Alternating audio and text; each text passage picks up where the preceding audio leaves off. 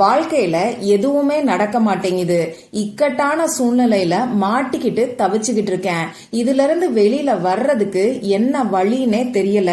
எந்த ஜென்மத்துல என்ன பாவம் செஞ்சனோ தெரியல. இப்ப இவ்வளவு கஷ்டத்தை அனுபவிச்சுக்கிட்டு இருக்கிறேன். இந்த மாதிரியான சூழ்நிலையில நீங்களும் இருக்கீங்களா? கவலைய விடுங்க. அதற்கான அற்புதமான தீர்வை தான் இப்ப நான் உங்களுக்கு கொண்டு வந்திருக்கேன். இது என்ன பரிகாரம்னு தெரிஞ்சுக்கிறதுக்கு வாங்க இந்த வீடியோல நாம தெரிஞ்சுக்கலாம். வராகி பக்தர்கள் அனைவருக்கும் வணக்கம். இது நம்ம ஆதி வராகி யூடியூப் சேனல். வராகி அன்னையோட அருள் பரிபூர்ணமா எல்லாருக்குமே கிடைக்கணும்னு மனசார பிரார்த்தனை செஞ்சுக்கிட்டு நாம இந்த பதிவை ஆரம்பிக்கலாம். இன்னைக்கு ஏப்ரல் மாசம் 1ஆம் தேதி திங்கட்கிழமை. ரொம்ப ரொம்ப அதிசக்தி வாய்ந்த நாள்னே சொல்லலாம். ஒவ்வொரு மாசத்தோட முதல் நாளும் நமக்கு ரொம்ப ரொம்ப முக்கியமானது. அந்த மாசம் ஃபுல்லா எந்த ஒரு கஷ்டமும் வறுமையும் இல்லாம பணக்கஷ்டம் இல்லாத நிம்மதியான சந்தோஷமான வாழ்க்கை அமையறதுக்கு இந்த நாள்ல நாம செய்யக்கூடிய வழிபாடுகளும் பரிகாரங்களும் நமக்கு உறுதுணையா இருக்கும். அந்த வகையில இந்த ஏப்ரல் மாசத்தோட முதல் நாள் அன்னைக்கு செய்ய வேண்டிய ஒரு சக்தி வாய்ந்த அதே சமயம் ரொம்ப ரொம்ப எளிமையான பரிகாரத்தை தான் இப்ப நாம பார்க்க போறோம்.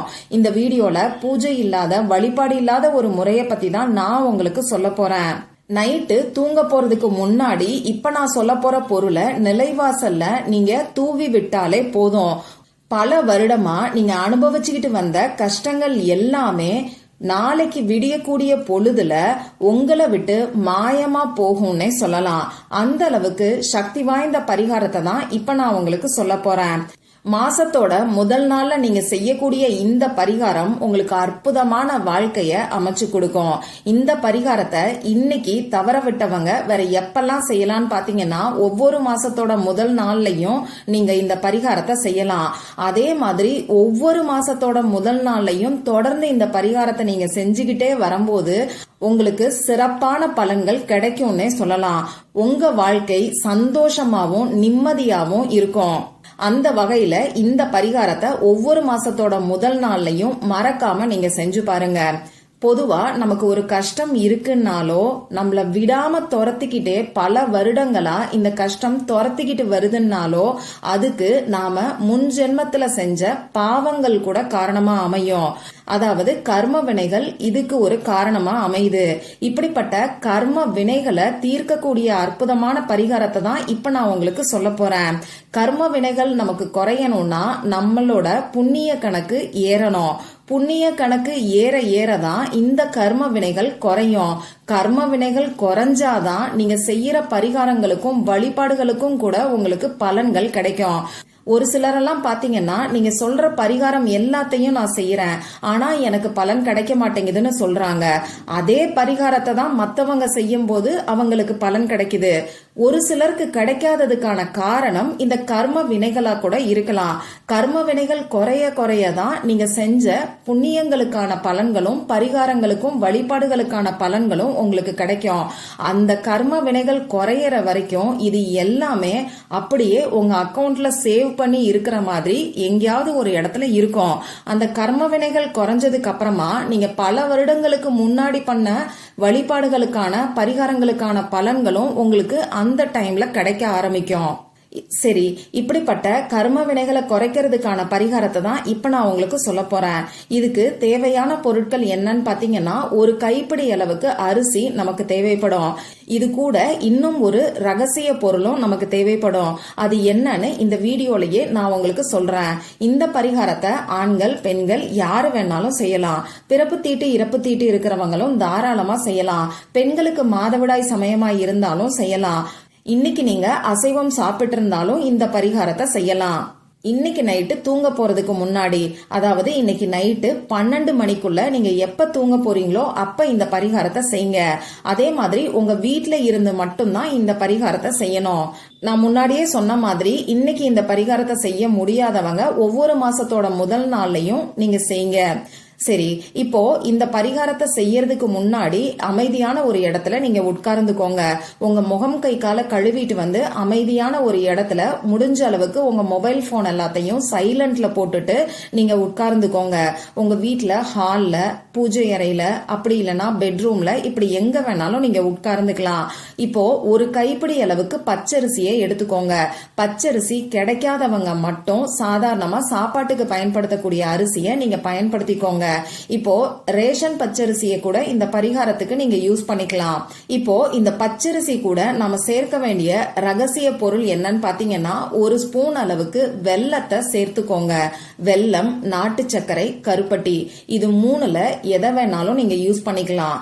இது மூணுமே இல்லைங்கிறவங்க மட்டும் வெள்ளை சர்க்கரைய பயன்படுத்திக்கோங்க. ஒரு ஸ்பூன் அளவுக்கு இருந்தாலே போதும். இப்போ நீங்க எடுத்து வச்சிருக்கக்கூடிய அரிசியையும் சர்க்கரையையும் உங்க வலது கையில வச்சுக்கிட்டு மனசார உங்க குலதெய்வத்துக்கிட்ட நீங்க பிரார்த்தனை செஞ்சுக்கோங்க. இதுவரைக்கும் நீங்க அனுபவிச்சிட்டு இருந்த கஷ்டங்கள் எல்லாத்தையும் சொல்லி அந்த கஷ்டங்கள் எல்லாத்துக்கும் ஒரு நல்ல தீர்வு இந்த ஏப்ரல் மாசத்துல கிடைக்கணும்னு சொல்லி மனசார பிரார்த்தனை செஞ்சுக்கோங்க. உங்களுக்கு இருக்கக்கூடிய கர்ம வினைகள் குறையணும்னு சொல்லி மனசு உருகி பிரார்த்தனை செஞ்சுக்கோங்க. தொடர்ந்து ஒரு 5 நிமிஷத்துக்கு கூட நீங்க பிரார்த்தனை செய்யலாம். கூப்பிட்ட குரலுக்கு ஓடி வர்றவங்க தான் குலதெய்வம். குலதெய்வத்தோட அருள் இருந்தாதான் மற்ற தெய்வங்களோட அருள் நமக்கு கிடைக்கும்.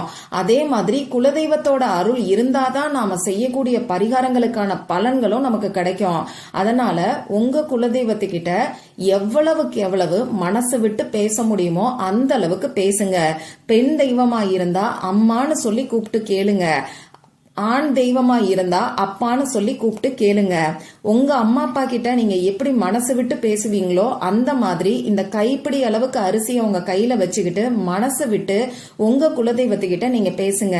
இப்போ குலதெய்வம் தெரியாதவங்க என்ன பண்ணலாம்னு பாத்தீங்கன்னா, உங்க இஷ்ட தெய்வத்தை நினைச்சுக்கிட்டு இந்த மாதிரி நீங்க பிரார்த்தனை செஞ்சுக்கோங்க.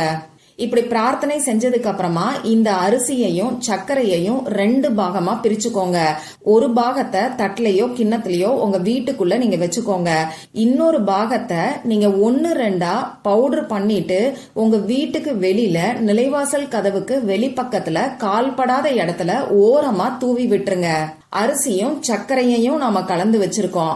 அத 1-2 பவுடர் பண்ணிட்டு நீங்க எறும்புகளுக்கு உணவா நிலைவாசல் கதவுக்கு வெளிப்பக்கத்துல போட்டுருங்க. நாளைக்கு காலையில எந்திரிச்சு வாசல பெருக்கும் போது இந்த அரிசி இருந்துச்சுன்னா அது அப்படியே ஓரமா இருக்கட்டும். அதை நீங்க எதுவுமே பண்ண வேண்டாம். எறும்பு வந்து நிச்சயமா அதை எடுத்துக்கும். அடுத்ததா நாம தட்டுல வச்சிருக்கோம் இல்லையா, அந்த அரிசிய நாளைக்கு காலையில, அதாவது இன்னைக்கு நமக்கு திங்கட்கிழமை, நாளைக்கு செவ்வாய்க்கிழமை, நாளைக்கு காலையில எந்திரிச்ச உடனே காக்கை குருவிகளுக்கு உணவா நீங்க வச்சிருங்க. நாம செய்யக்கூடிய தானங்கள் நமக்கு இருக்கக்கூடிய கர்ம வினைகளை குறைக்கும். அதனால முடிஞ்ச அளவுக்கு இந்த அரிசிய மற்ற உயிர்களுக்கு நீங்க உணவா வைக்கிறதுக்கு பாருங்க. அது எறும்பா இருந்தாலும் சரி, காக்கை குருவிகளுக்கா இருந்தாலும் சரி, உங்க சூழ்நிலையை பொறுத்து பாத்துக்கோங்க. இவ்வளவுதான் இன்னைக்கு நீங்க செய்ய வேண்டிய பரிகாரம்.